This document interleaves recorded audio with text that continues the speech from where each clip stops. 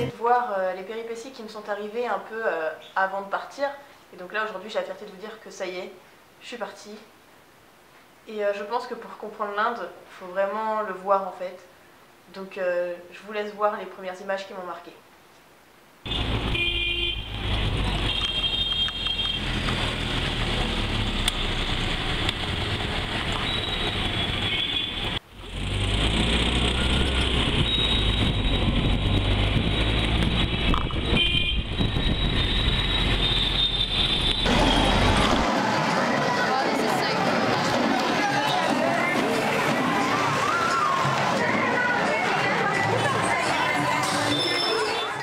Résumer un peu l'Inde, c'est très difficile en fait de placer des mots dessus parce que la vie là-bas, elle est totalement différente de ce que vous connaissez ici, par rapport à tout. Dans un premier temps, déjà les paysages sont vraiment différents. Alors il y a deux types de paysages qu'on peut remarquer en Inde. Il faut savoir qu'il fait 45 degrés là-bas, la journée, et 30 degrés le soir. Donc on a une partie du paysage qui est vraiment très désertique, asséchée, genre la terre n'est pas cultivable. Et à côté de ça, on a la jungle, donc beaucoup de verdure. Oui, voilà, quelque chose de vraiment très vert. Donc c'est vraiment deux contrastes par rapport à ça. Ce que je peux vous dire aussi, c'est que bon, bah voilà, déjà les femmes par exemple, alors qu'il fait 45 degrés, elles n'ont pas le droit de se dévoiler. Elles n'ont pas le droit de montrer leurs jambes, leurs épaules, leur ventre. Pour eux, c'est quelque chose de très important. J'ai photographié une femme une fois qui m'a demandé de la prendre en photo. Et on voyait son ventre tout de suite, elle était très gênée, elle m'a demandé de supprimer la photo. Il faut savoir que les femmes, quand elles se marient, contrairement à nous, elles ne mettent pas la bague à leurs doigts, mais à leurs orteils. Souvent, vous pouvez voir, quand vous croisez, je pense que vous en avez déjà vu, des indiennes dans la rue, elles ont un point sur le front. Donc il faut savoir qu'un point blanc, c'est surtout considéré comme quelque chose de sacré.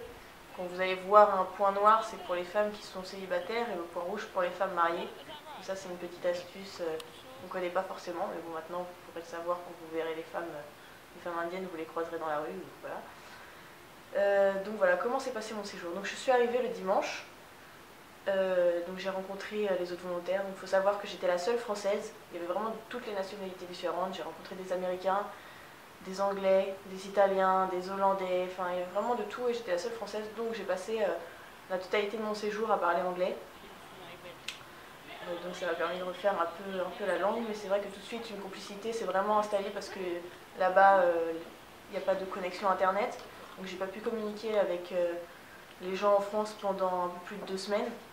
Donc ça a été vraiment très dur parce que quand on voit des choses quand même assez fortes et aussi différentes de chez nous, je pense qu'on a besoin quand même de pouvoir se confier, de pouvoir en parler, et là c'était pas le cas, parce que bah voilà, manque de moyens de communication. Du coup c'est pour ça que ça a créé une vraie solidarité en fait dans le groupe, parce qu'on était les seuls à pouvoir voir ce qu'on voyait et à pouvoir comprendre ces choses-là. Donc j'ai essayé de prendre un maximum de vidéos pour pouvoir vous emmener un peu dans ce monde, parce que je pense que vraiment on peut considérer que l'Inde c'est vraiment une autre planète en fait. Donc voilà, quelques images. Is that going? Record? It's blinking red. Ok. Bonjour. Donc là on est mardi. Donc je suis arrivée hier ici. Donc on a été très bien accueillis. Donc lundi je suis arrivée.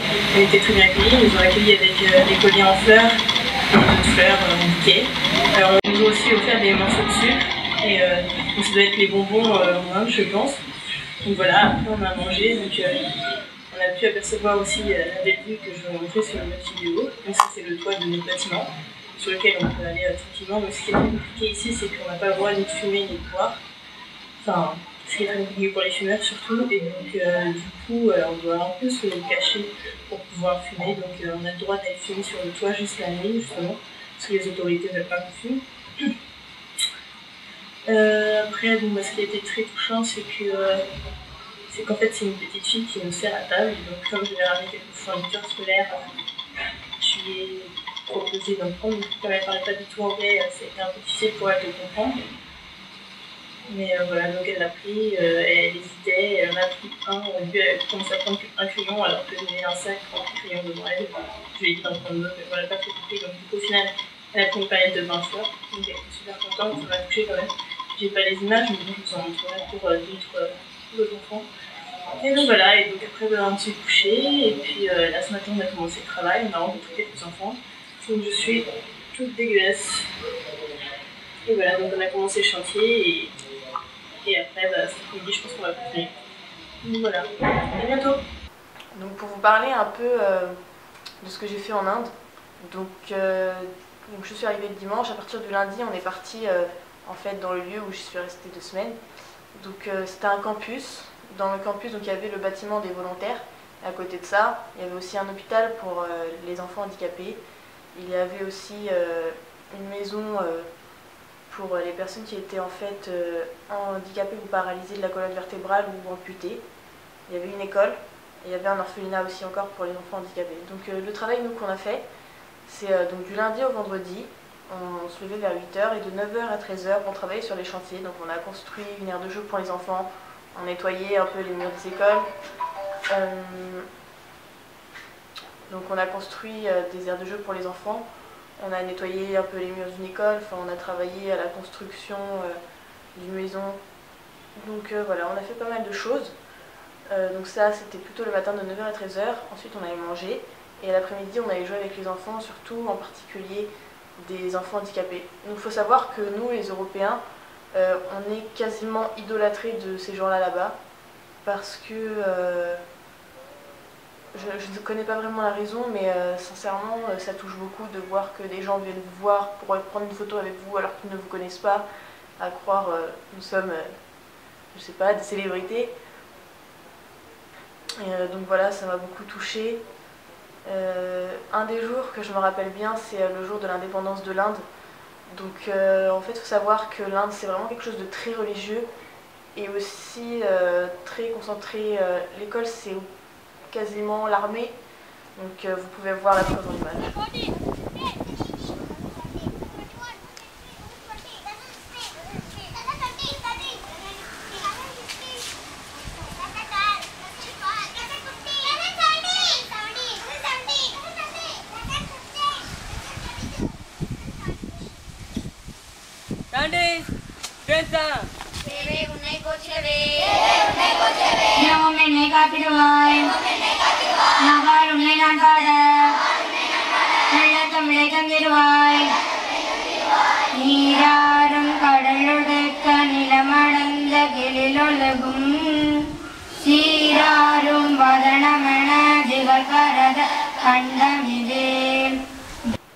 Donc voilà, les heures de travail qu'on a effectuées sur les chantiers, c'était vraiment très difficile parce qu'il faisait vraiment très chaud. Et comme je vous le disais tout à l'heure, les femmes, elles n'ont pas le droit de se dévoiler. Donc du coup, on était sous 45 degrés à devoir cacher nos bras, mettre des longs pantalons, etc. Donc c'était assez dur. Eux, les hommes, par contre, ils peuvent montrer leurs jambes. D'ailleurs, les hommes là-bas se baladent souvent en jupe. Donc voilà, après, c'est vraiment comme dans les films, les femmes, elles portent des seaux d'eau sur leur tête. Enfin, c'est vraiment quelque chose d'extraordinaire. Leur conduite aussi, elle est vraiment très dangereuse. Donc il faut savoir que leur conduite, ils conduisent à gauche. Leur conduite, ils conduisent à gauche et ils conduisent vraiment de façon très dangereuse. Je pense qu'en France, je sais pas comment ils ont fait pour pas avoir d'accident, mais moi, la première fois que j'ai pris la voiture, j'ai vraiment cru que j'allais pas revenir. Et donc voilà, les enfants montent sur les motos, ils sont à 3 ou 4 personnes, les bébés on les porte, personne n'a de casque, c'est vraiment quelque chose d'extraordinaire.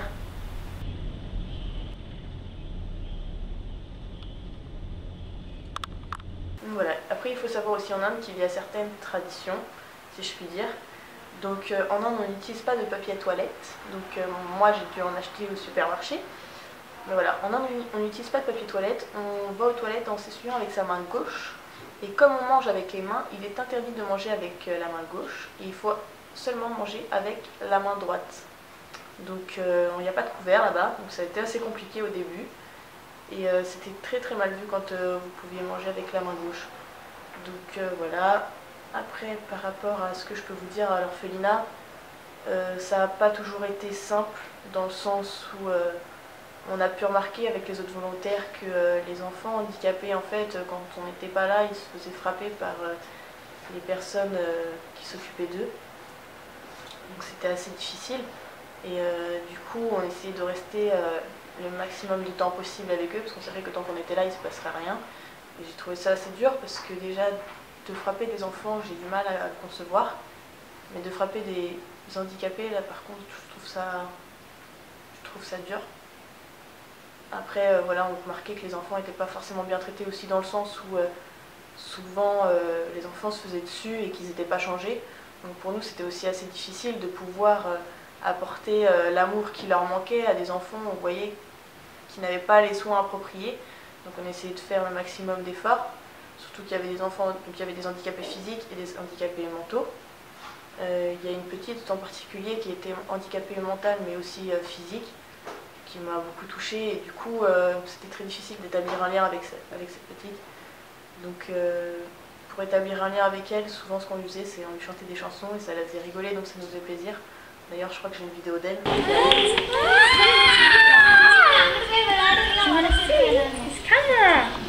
Hi. Donc voilà, après avec les enfants, ce qu'on a fait c'est qu'on leur a apporté quand même pas mal de cadeaux pour essayer de leur apporter, on va dire, du matériel, du travail. Moi je leur ai apporté des crayons, des feutres, des feuilles. Il y en a d'autres qui leur ont acheté des jouets directement là-bas parce qu'il faut savoir que le coût de l'argent là-bas est très très faible. 1 euro ça correspond à 60 roupies. C'est l'équivalent, on va dire, d'un paquet de cigarettes pour les fumeurs ou de 3 paquets d'Oreo, on va dire. Donc c'est vrai que la vie là-bas est vraiment pas chère, je veux dire. Et donc voilà. Donc voilà, donc pour la semaine, ça se passait comme ça. Donc du lundi au vendredi, on travaillait, on était dans le campus. Donc le matin, on était sur les chantiers et donc l'après-midi, on était donc avec les enfants handicapés. Ensuite, ce qu'on a fait, c'est que on avait la chance d'être dans un bâtiment qui donnait accès au toit. Et c'est vrai que c'était vraiment magnifique parce que quasiment tous les soirs, on se posait sur ce toit pour aller voir les étoiles. D'ailleurs, j'ai pris une vidéo pour vous montrer un peu la vue et les paysages qu'il y a en Inde.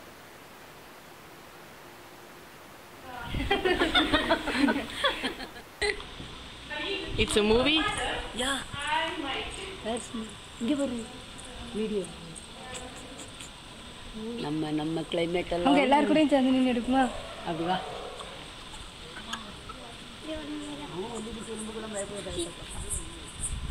I should make a report for my friend. சீக்கிரம் வா, நம்ம அக்கா ஒன்று போட்டோ எடுக்கா. போட்டாந்து போஸ்ட் கொடுத்தே இப்போ. அவங்க அதே எடுத்து Just for you, what is the word for good morning in India? Morning. Morning? Okay. Okay, thank you. Thank you.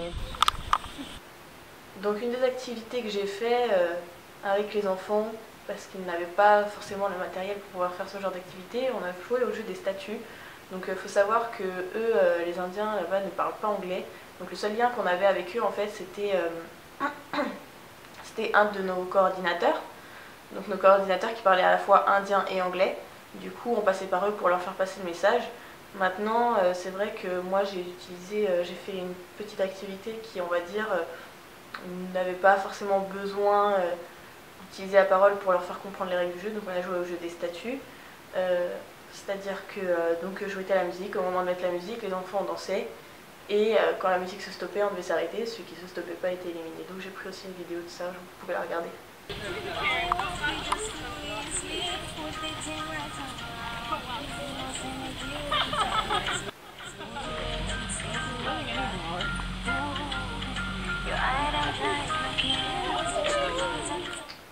Donc voilà, après pour le week-end, qu'est-ce qui s'est passé?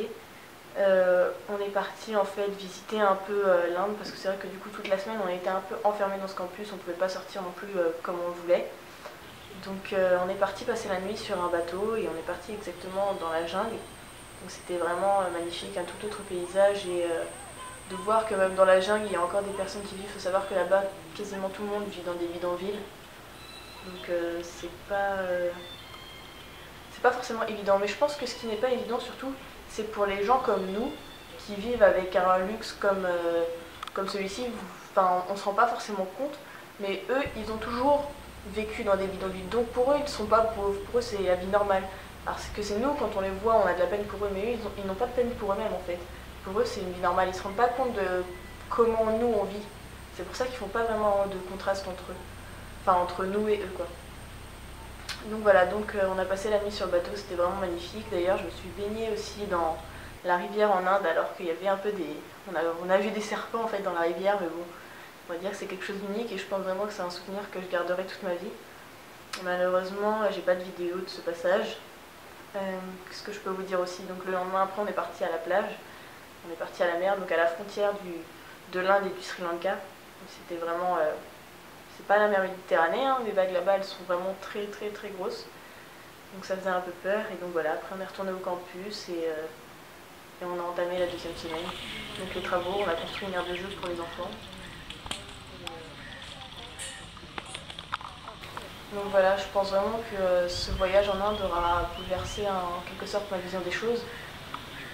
Ce qui a changé en moi, je pense que beaucoup plus tolérante envers les handicapés, dans le sens où je pense que personne en fait n'est spécialement contre un handicapé ou a du rejet ou du dégoût, mais c'est vrai qu'on a toujours un a priori un peu. Et c'est vrai que maintenant moi je fais plus du tout la différence, que ce soit entre un enfant handicapé ou un enfant normal, pour moi ça représente exactement la même chose. Donc dans ce sens-là, oui, ça m'a changé. J'ai pas vécu aussi dans des conditions qui étaient très, on va dire, tout à fait normales pour nous, dans le sens où pendant plus de 2 semaines, j'ai pas eu d'eau chaude, dans le sens où je n'avais qu'une petite ration de riz pour manger, avec une banane. Et dans la banane, parfois, il pouvait arriver qu'il y ait des fourmis dedans, genre des fourmilières, quoi, donc forcément pas beaucoup à manger. J'ai dormi sur un matelas qui était les matelas que vous posez sur vos chaises longues l'été. Donc c'est un matelas très fin, jusqu'à en avoir des bleus sur les hanches. Pas mal de choses comme ça en fait, qui font que, voilà, maintenant par exemple je vais faire attention à comment économiser l'eau, parce que pour eux là-bas c'est quelque chose de très important, ils n'ont pas forcément d'eau potable. J'ai la chance de pouvoir apprécier, de pouvoir faire mon linge dans une machine, parce que là-bas les gens ils lavent leur linge dans la rivière. Voilà, donc franchement, voilà, bon, apprécier beaucoup plus ce que j'ai et être beaucoup plus tolérante envers les gens en fait.